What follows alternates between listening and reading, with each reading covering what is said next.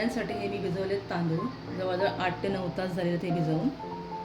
आता मी हे मिक्सरला एकदम बारीक वाटून घेणार आहे. तर हे तर मी मिक्सरला लावून घेतलेलं आहे. हे अशा प्रकारे एकदम बारीक वाटून घ्यायचं आहे. असं एकदम फाईन पेस्ट. आता त्यात आपल्याला पाणी ॲड करायचं आहे घावण्यांसाठी.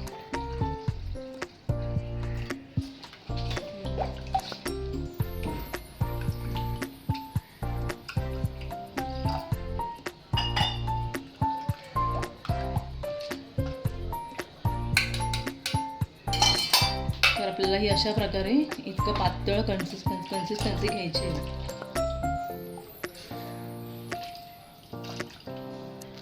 चवीपुरतं मीठ.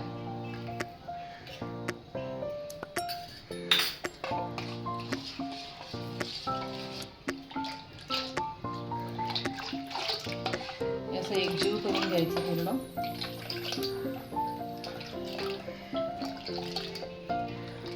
गरम करून घेतलेला आहे. तर वेळाला आपल्याला तेल लावायचं आहे. हा अशा प्रकारे मी छोटासा कांदा घेतला आहे. म्हणजे असं मी पोक लावून घेतलेला आहे. म्हणजे आपण तेल लावायला इझी पडेल. काही लोक ब्रशने पण लावतात. चांगल्या प्रकारे पिठं गरम झालं पाहिजे.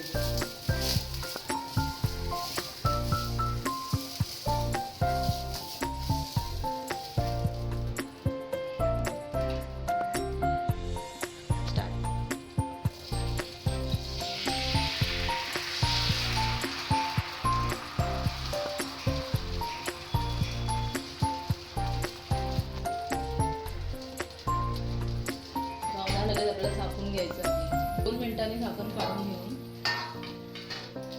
आपल्याला तो असा परतून घ्यायचा आहे. सॉरी, परतायचा नसतो घावना, काढून घ्यायचा.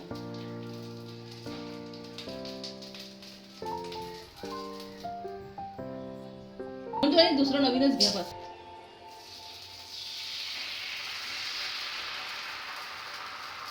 घावना घालताना जरा गॅस मोठा ठेवायचा. जरा लगेच झाकण वरून ठेवायचं आणि 2 मिनिटं त्याला आतमध्ये भाजू द्यायचं मंद आचेवर. आणि 2 मिनिटांनी झाकण काढून आपल्याला घावणं काढून घ्यायचं आहे. आता आपल्याला हे झाकण काढायचं आहे.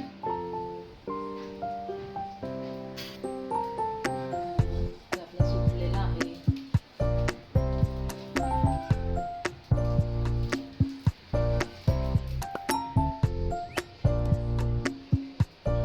अशा प्रकारे आपले घावणे रेडी आहेत. आणि आता आपल्याला करायची चटणी. 1 लसूणची पाकळी, खोबरं, 2 मिरच्या आणि कोथिंबीर. आपण असं बारीक वाटून घ्यायचं आहे मिक्सरमध्ये.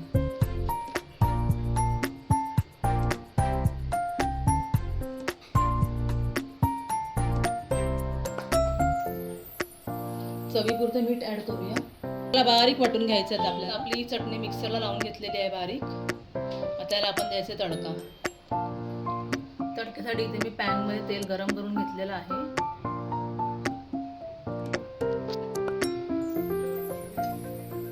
पहिले आपण घालूया मोहरी.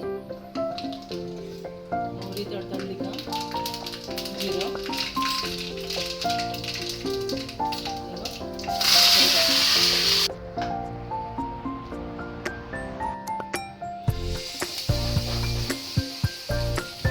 चटणी अशी रेडी आहे.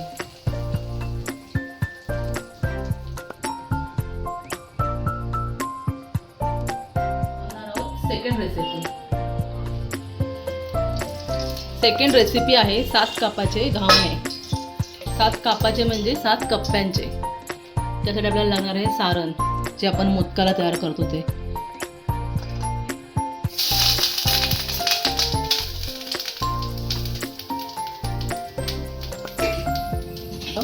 ओलं खोबरं आहे, गूळ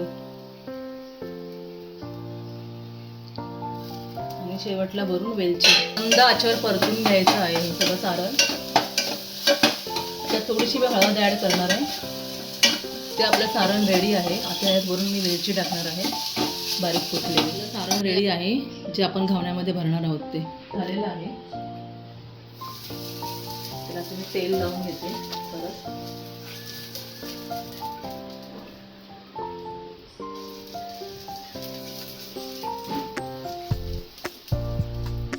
हे आपलेच होते 7 कपाचे घावणे. तर हा आपला आहे पहिला घावणा.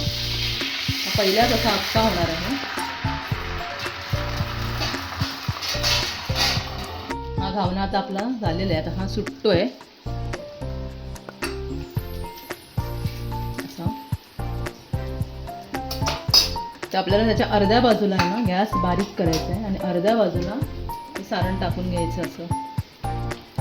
पूर्ण भरायचं नाही आपल्याला, कारण त्याचे 7 लेअर येणार आहेत ना, म्हणून असं फक्त एका साईडला अर्धं थोडंसं भरायचं आहे. आणि ते खूप गोड गोड होणार खायला. आणि आपल्याला ह्या बाजूने असा तो बरोबर अर्धा पलटायचा आहे.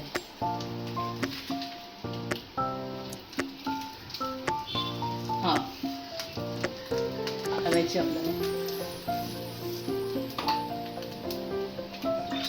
आताच आपल्याला पीठ टाकायचं आहे अर्ध्या साईडला. आणि परत आपल्याला त्याच्यावर झाकण ठेवायचं आहे. सारण टाकून घ्यायचं आहे.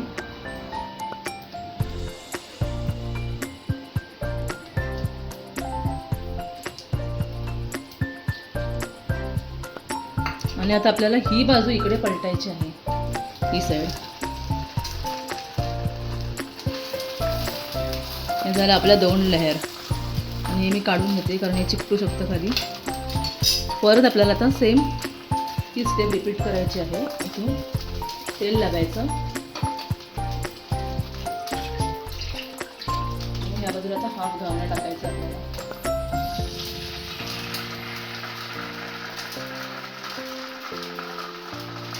आणि परत झाकण मारूया. परत झाकण आपण ही बाजूला काढूया. आणि तुम्हाला आता कच्चं वाटतंय, पण आपल्याला ते पलटी मारायची असते सारखं सारखं ना, त्यामध्ये असंच ठेवायचं आहे, म्हणजे ते खालून करपणार नाही.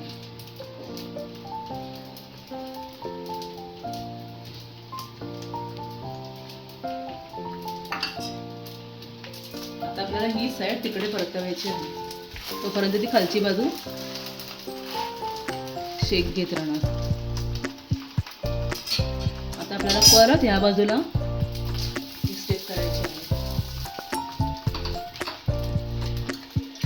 स्टेप रिपीट करायची आहे.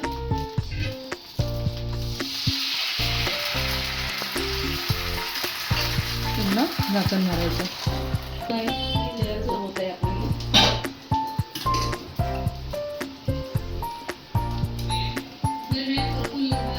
गॅस मंद आचेवर ठेवायचा आहे, कारण नाहीतर ते करपत जाणार. या बाजूचं घालून लेअर त्याला 2 पर्यंत यूज करावा लागणार आहे परतायला.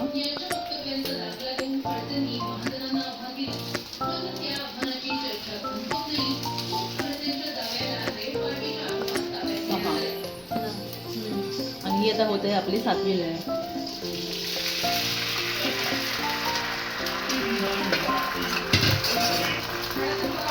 झाकून ठेवूया.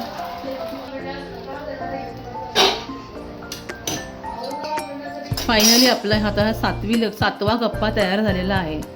मोस्टली तळ कोकणात केली जाते. ती सध्या विस्मरणात गेलेली रेसिपी आहे, तर आपण त्या आठवणींना जुन्या उजाळा देऊया. 2 पलटांमध्ये उचलायचं आहे, नंतर खाली पडू शकतो, तुटू शकतो म्हणून. आता आपण याला कट करून त्याचे लेअर बघूया.